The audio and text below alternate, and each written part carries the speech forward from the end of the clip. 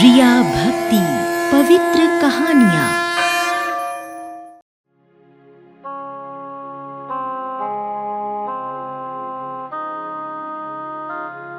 रामनगर नाम के एक छोटे से कस्बे में एक लड़की ज्योति सबका हाल चाल पूछते हुए आगे बढ़ रही थी। कैसे हैं लाल भाई? चाची प्रणाम। नमस्ते बिहारी चाचा, अब आपकी टांग का दर्द कैसा है? क्यों री भूरी, तेरी गाय ने दूध देना शुरू किया या नहीं? ज्योति का व्यवहार ऐसा ही था, सबसे प्रेम से बोलना, सबके दुख दर्द में सहारा बनना। हालांकि उसकी अपनी जिंदगी का दुख दर्द कुछ कम नहीं था। अपने पिता की मृत्यु के बाद उनकी हार्डवेयर की दुकान बेस्ट हार्डवेयर वो ही तो संभाल रही थी।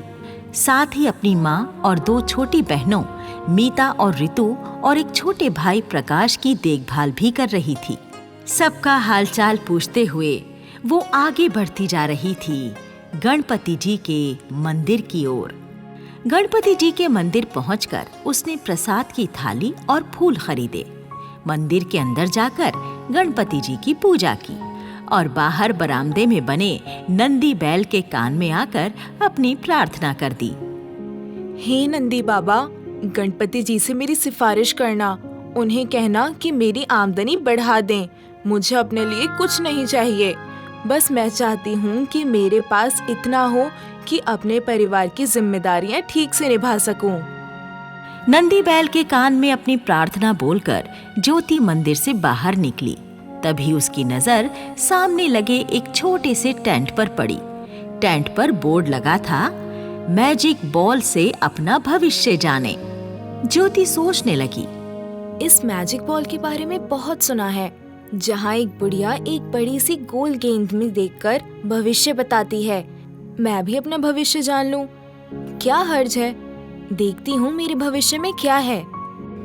ज्योति ये सोचकर उस छोटे से टेंट में चली गई।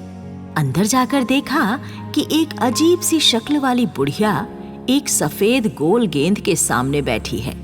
ज्योति को देखते ही बुढ़िया जोर से चिल्लाई, अरे आजा आजा, मुझे पता था तू जरूर आएगी। आजा आजा, देख मैंने अपने गोले में तुझे बहुत पहले देख लिया था। प्रणाम माई, मैं भी अपना भविष्य जानने के लिए आई हूँ, कुछ मुझे भी बताइए। पहले प्रसाद के 11 रुपए यहाँ रख दे, फिर बताती हूँ तुझे। जी माई। ज्योति ने अपने पर्स से 11 रुपए निकाले और बुढ़िया के सामने रख दिए। बुढ़िया अपने गोले में ध्यान से देखने लगी। थोड़ी देर देखने के बाद वो फिर से चिल्लाई, तू अपने बाप की हार्डवेयर की दुकान संभालती है और अपनी माँ और भाई बहनों को अच्छी जिंदगी देना चाहती है, पर संभल जा, तेरा कोई अपना ही तेरा दुश्मन है। बुढ़िया से भविष्य जानने के बाद ज्योति टेंट से बाहर निकली और घर की तरफ धीरे धीरे चलते हुए सोचने लगी, मेरा कोई अपना ही दुश्मन? पर मेरा दुश्मन कौन हो सकता है?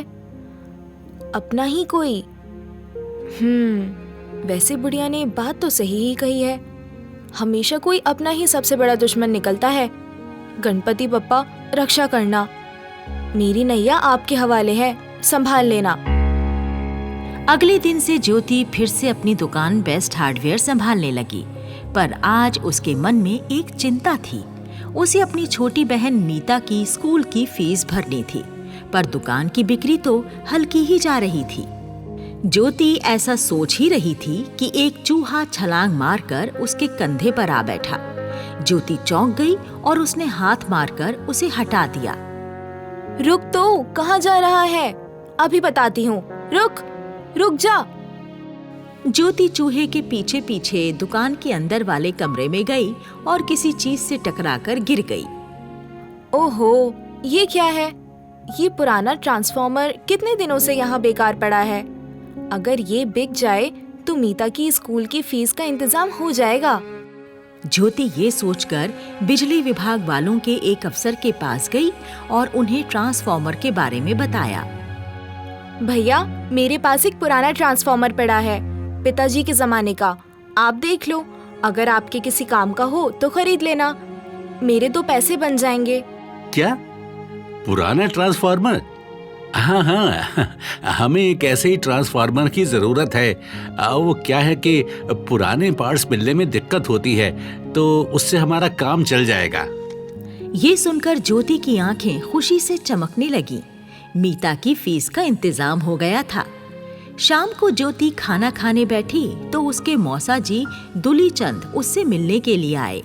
मौसा जी अक्सर उससे मिलने आते थे और ज्योति उनसे अपने मन की बात कहकर अपना दिल हल्का कर लिया करती थी। क्या बात है ज्योति बिटिया, आज तो तू बहुत खुश लग रही है, हैं? हाँ मौसा जी, मीता की फीस का इंतजाम हो गया। एक बड़ी चिंता खत्म हो गई। अरे वाह वाह वाह वाह, ये तो बहुत अच्छी बात है। और दुकान की बिक्री कैसी चल रही है?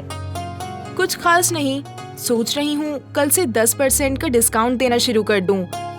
मार्जिन कम हुआ तो क्या, बिक्री बढ़ेगी तो प्रॉफिट भी तो बढ़ेगा।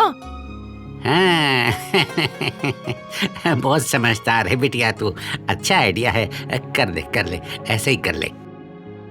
ज्योति ने अपनी 10% डिस्काउंट की स्कीम दिमाग में लिए दुकान खोली, पर तभी उसकी नजर सामने वाली हार्डवेयर की दुकान पर पड़ी। न्यू हार्डवेयर स्टोर्स की दुकान पर लगा बोर्ड देखकर वो चौंक गई। हैं? ये क्या? मैंने तो अभी सोचा ही था कि 10% डिस्काउंट दूं और सामने वाले ने तो 20% डिस्काउंट का बोर्ड भी लगा दिया। ज्योति सिर पकड़कर बैठ जाती है, अपनी आंखें बंद कर कुछ सोचने लगी। तभी एक आवाज उसके कानों में पड़ी। दीदी, दीदी। कौन? ज्योति ने अपने सामने एक लड़के को देखा, पर उसके फटे हाल देखकर लगता नहीं था कि वो कोई ग्राहक है। क्या है? क्या चाहिए? मेरा नाम बाबू है दीदी, अनाथ हूँ, बेसहारा हूँ, कोई नौकरी हो तो दे दो। अरे यहाँ अपना गुजारा चलाना मुश्किल हो रहा है, तो मैं नौकरी कहाँ से दूं? दीदी मुझे रख लो, मैं सारे काम चुटकी में कर दूंगा। मैं फिटिंग का काम भी जानता हूँ, बस खाना रहना और वेतन जो ठीक समझो दे देना। नहीं भी दोगी तो बस खाने रहने का इंतजाम हो जाए तो काफी है। ठीक है, तो मैं अभी से रख लिया। ज्योति ने बाबू की ओर देखा। कैसा अजीब सा लड़का है। चलो ठीक है, बेचारे का खाने का इंतजाम हो जाएगा। बाबू ज्योति की दुकान पर मन लगाकर काम करने लगा। हार्डवेयर की फिटिंग का काम वो बहुत अच्छा कर लेता था और पैसे भी बहुत कम लेता था। देखते ही देखते ज्योति की दुकान की बिक्री बहुत बढ़ गई। एक शाम को दुकान के गल्ले पर बैठी ज्योति पैसे गिन रही थी कि उसकी नजर दुकान के सामने से गुजरती बुढ़िया पर पड़ी। उसके हाथ रुक गए और उसके कानों में मैजिक बॉल वाली बुढ़िया की आवाज गूंजने लगी। तेरा कोई अपना ही तेरा दुश्मन है, वो ही तुझे नुकसान पहुंचाएगा। भला मेरा कौन अपना दुश्मन हो सकता है?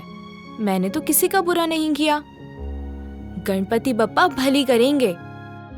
रात को खाना खाने के समय मौसा जी ज्योति से मिलने आए तो ज्योति उन्हें बाबू के बारे में बताने लगी। मौसा जी, क्या कमाल का नौकर मिला है बाबू। सारी दुकान तो संभालता ही है, फिटिंग का काम भी अच्छा जानता है। इतना ही नहीं, पढ़ा लिखा भी है। म्यूनिसिपैलिटी की जो नई बिल्डिंग बन रही है उसमें हार्डवेयर और सैनिटरी का सामान का टेंडर भी उसी ने बनाया है। बस मौसा जी, एक बार हमें ये टेंडर मिल जाए तो हमारे वारे न्यारे। ये तो अच्छी बात है ज्योति बिटिया, पर एक बार मुझे भी वो टेंडर दिखा दो। हो सकता है मैं कोई काम की सलाह दे दूं, हैं? जी मौसा जी, अभी दिखाती हूँ। ज्योति टेंडर का कागज मौसा जी को दिखाती है। बिटिया, बाकी सब तो ठीक है, बस फिटिंग का चार्ज मुझे ज्यादा लग रहा है, इन्हें कम कर लो। आजकल कंपटीशन का जमाना आ गया है। जी। अगले दिन ज्योति दुकान पर आते ही बाबू को टेंडर जमा कराने के लिए कहती है।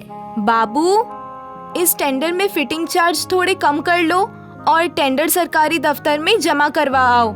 आज आखिरी तारीख है। जी दीदी, अभी जमा करवा के आता हूँ। बाबू ने ज्योति के हाथ से टेंडर का कागज लिया और ज्योति जैसे ही काउंटर पर बैठने के लिए मुड़ी, बाबू ने उस कागज को एक तरफ सरकाकर एक दूसरा कागज लिफाफे में डाला और लिफाफा सील कर दिया। फिर वो टेंडर जमा करवाने के लिए सरकारी दफ्तर की तरफ चल दिया। ज्योति रात भर गणपति बप्पा की तस्वीर के सामने खड़ी प्रार्थना करती रही। हे गणपति बप्पा, मुझे ये टेंडर दिलवा देना, मैं अपनी जिम्मेदारियां ठीक से निभा पाऊंगी। अगले दिन ज्योति मन ही मन प्रार्थना करती हुई टेंडर की खबर का इंतजार कर रही थी कि तभी बाबू तेजी से भागता हुआ आया। दीदी, दीदी, गजब हो गया। दीदी, गजब हो गया। क्या हुआ बाबू? अरे दीदी, सारे टेंडरों के बीच हमारा टेंडर पास हो गया। अब हमारी दुकान बेस्ट हार्डवेयर शहर की सबसे बड़ी दुकान बन जाएगी। जय गणपति बप्पा, आपके आशीर्वाद से मुझे टेंडर मिल गया। मुझे सबसे पहले मौसा जी का धन्यवाद करना चाहिए, उनकी ही सलाह काम आई। बाबू, तू दुकान संभाल, मैं अभी आती हूँ। जी दीदी। ज्योति मिठाई का डिब्बा लिए मौसा जी के घर की ओर बढ़ी। जैसे ही वो न्यू हार्डवेयर दुकान के सामने से निकली तो देखा दुकान का मालिक उसके मौसा जी को बुरी तरह पीट रहा था। अरे मुझे मत मारो। माफ कर दो, धोखेबाज। तुझे धोखा देने के लिए मैं ही मिला था। तेरी तो तुझे छोड़ूंगा नहीं। मुझे माफ कर दो, मुझे माफ कर दो। ए, छोड़ो छोड़ो मेरे मौसा जी को। एक शरीफ आदमी पर हाथ उठाते शर्म नहीं आती? अरे कैसा शरीफ, मुझसे पूरे 50,000 रुपए खा गया तुम्हारे टेंडर की खबर देने के लिए और मुझे नहीं, झूठे नहीं। झूठे आंकड़े बता दिए। मैंने उसके हिसाब से टेंडर भरा नहीं। और मैं फेल हो गया। अरे नहीं नहीं नहीं, मैंने तो वही आंकड़े बताए थे जो पेपर ज्योति बिटिया ने मुझे दिखाए थे। मैं सच कह रहा हूँ। ज्योति ये सुनकर सन रह गई। वो वापस अपनी दुकान की ओर चल दी। दुकान पहुंचकर उसने बाबू को देखा, वो मुस्कुरा रहा था।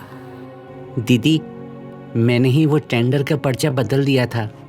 थैंक यू बाबू, तुमने मुझे बर्बाद होने से बचा लिया।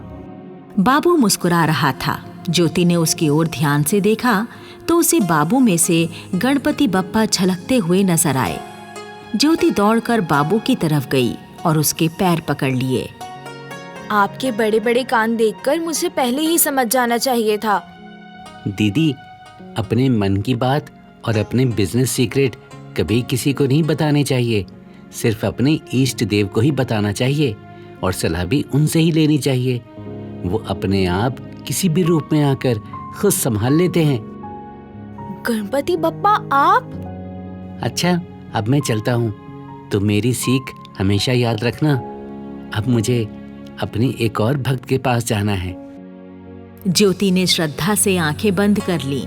उसके कानों में गजराज के चलने, चिंघाड़ने और गले में पड़ी घंटियों की आवाजें आ रही थीं।